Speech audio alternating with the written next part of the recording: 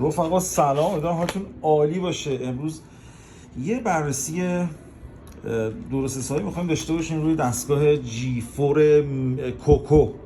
جی4 کوکو جدیدترین محصول شرکت یوول که ادامه در واقع سری دستگاه‌های جی4 و جی3 و اون سری از دستگاهی هستش که در واقع نسل جدید دستگاه کوکوه.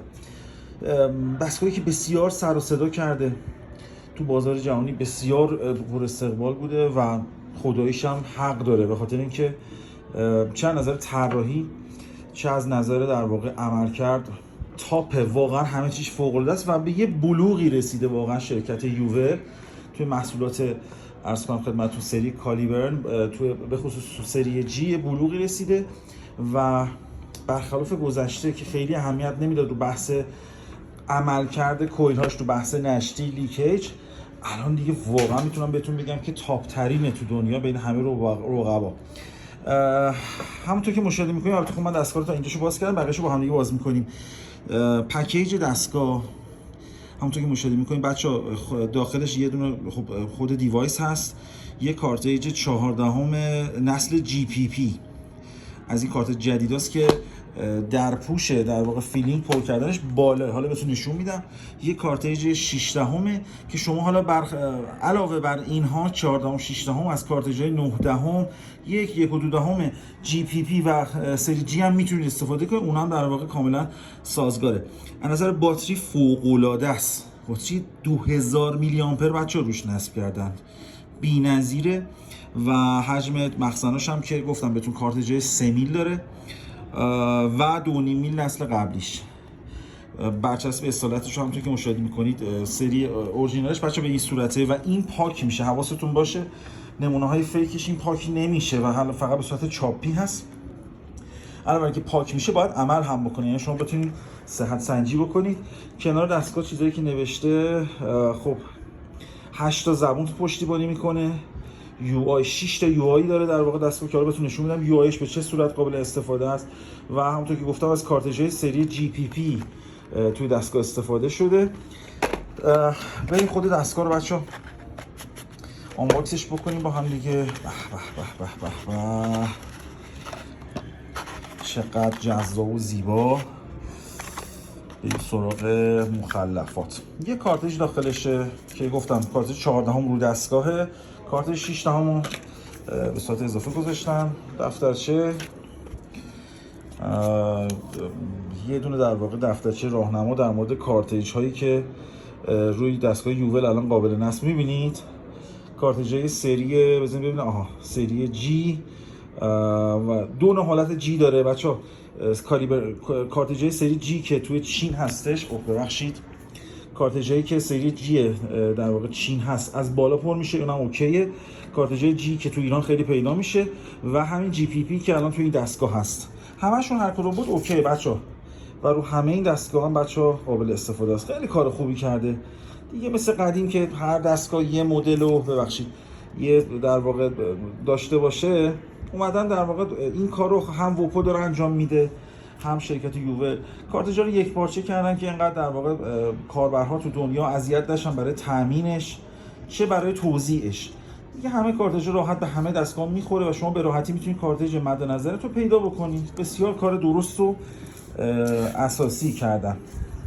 یه دفترچه دیگه هم در واقع عملکرد خود منوهای دستگاه رو توضیح داده که با هم دیگه حالا میریم یه نگاهی میندازیم.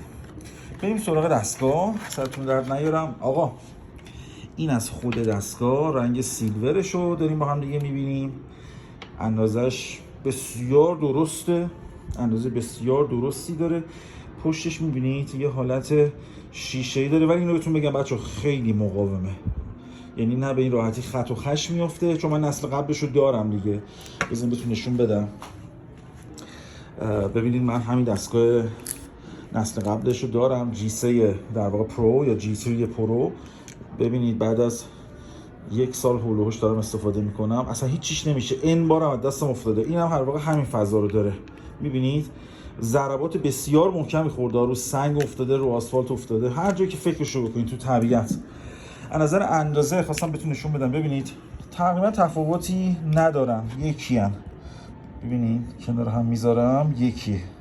خیلی تفاوت نداره، اما کرو و انحناهایی که اضافه شده میبینید نسل قبل که البته اینم هنوز داریم، ما میبینید یه حالت کاملا مستطیلی داره، اما اومده در واقع اینو خیلی کرو کرده، گوشه هاشو در واقع خمیده کرده که ظاهر جذابی بهش داده. آقا بریم آنباکسش رو هم دیگه انجام بدیم. به به به به به، اینم اولین بار خود دستگاه.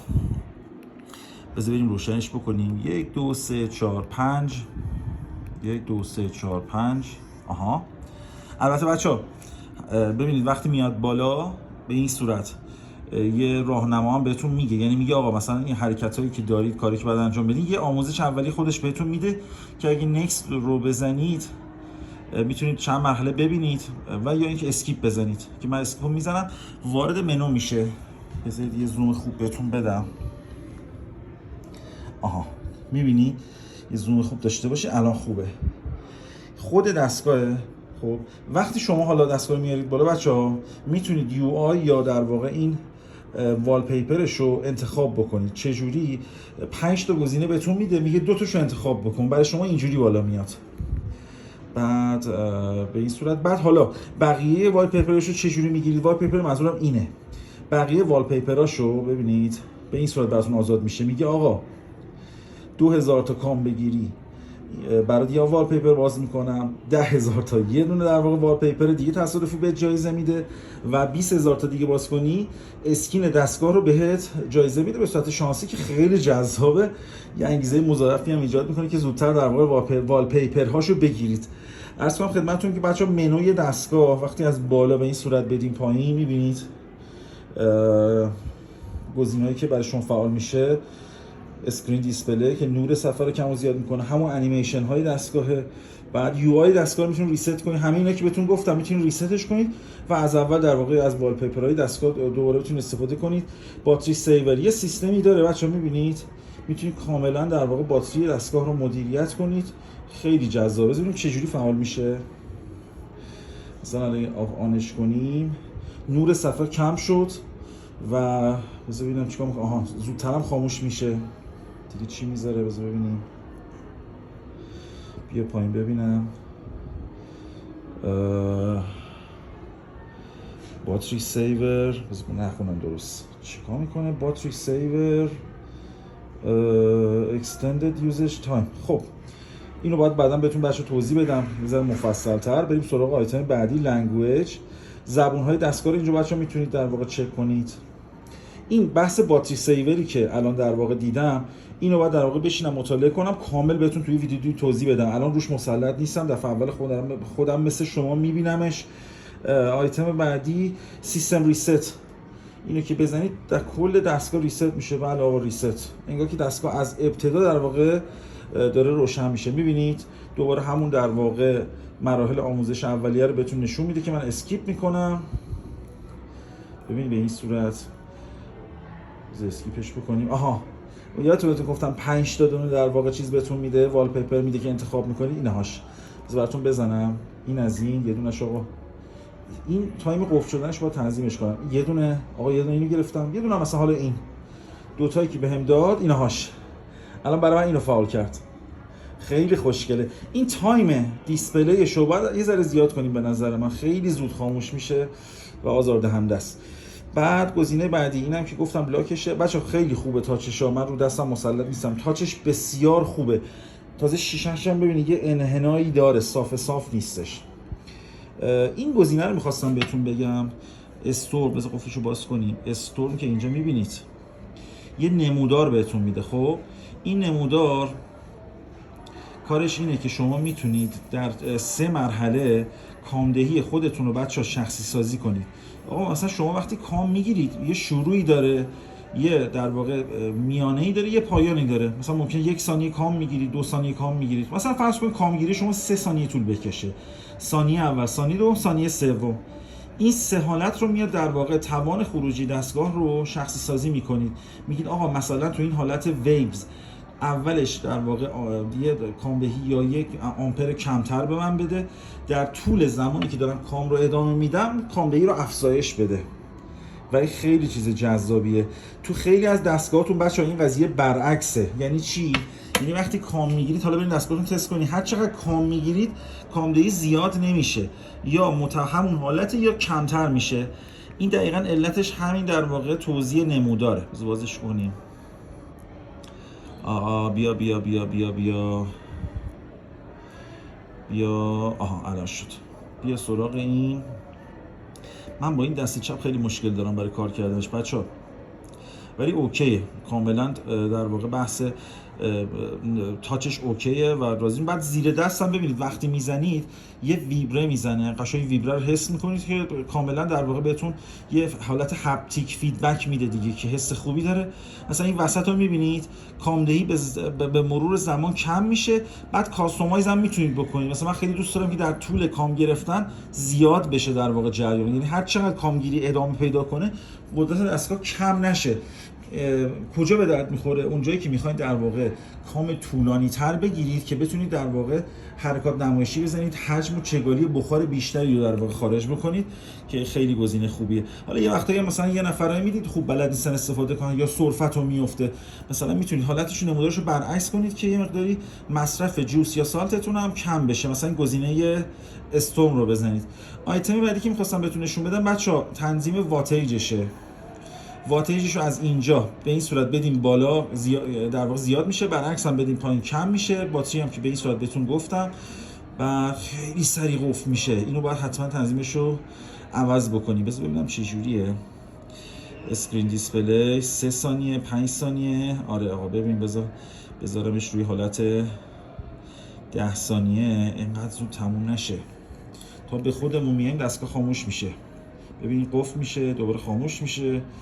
ببین شما هر موقع این خواستین استفاده کنید دیسپلی رو بزنید رو 10 ثانیه بذارید. الان ببین خیلی قضیه بهتر میشه. آره اینم که حالت در واقع بچه تنظیم کامدهیش بود. حالتهای دیسپلیش و یو آیش هم بهتون گفتم پشت دستگاه هم ببینید. خود دستگاه بندم خواستید بندازید از اینجا به این صورت، از اینجا میتونید بندازید. دریچه تنظیم هوا هم که این بالاست و اینم زیر دستگاه. برای شارژش هم که تایپ سی. خواستینم خاموشش کنید رفقا، یه ریست بذار بهش بدم. این ریست خواستینم خاموشش کنید 5 بار 1 2 3 4 5 میزنید خاموش میشه. بعد اینجا نگاه کنید خود کارتریج‌های جی پی پی هم خواستم بهتون نشون بدم. این نسل جدید کارتریج‌های یووله. از این بالا ببینید از اینجا پر میشه، برخلاف نسل قبلش که اینا هم هنوز هست و هر کدوم بود بگیرید اوکیه. ببینید برای اینجوریه. اینا 2.5 میله که هر کدوم از اینا بود سازگاره، میتونید ازش استفاده کنید. از اینجا پر میشه. این یکی ها ببینید این جدیدا از این بالا این حجمش بیشتره. منتها میگم چون هنوز این تازه وارد شده و یه مقداری ممکنه مثلا برای تامینش کمتر گیرتون بیاد، خب این راحت تره. هر کدوم بود بگیرید تفاوتی نمیکنه. رفقا هر سوالی داشتید حتما در مورد دستگاه ازم بپرسید. نظری داشتید بهم بدید. دوستانی که این دستگاه رو گرفتن دارن استفاده میکنن حتما در واقع بهمون بگن که آقا چه مزیتایی داره، چه در واقع نقاط منفی داره و اگه دستگاه خوبیه به دوستانتون هم توصیه کنید. به نظر من که خیلی چیز خوبیه. چرا؟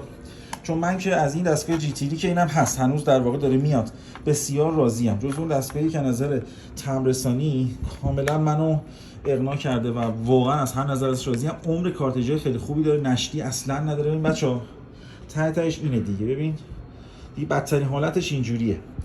در نتیجه اینم نسل جدیدش هم میتونه فوق العاده باشه.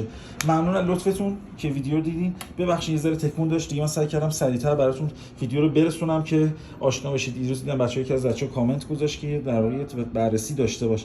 مخلصیم. هر نظری داشتید تو کامنت بزنید. سابم فراموش نشه. فدای شما.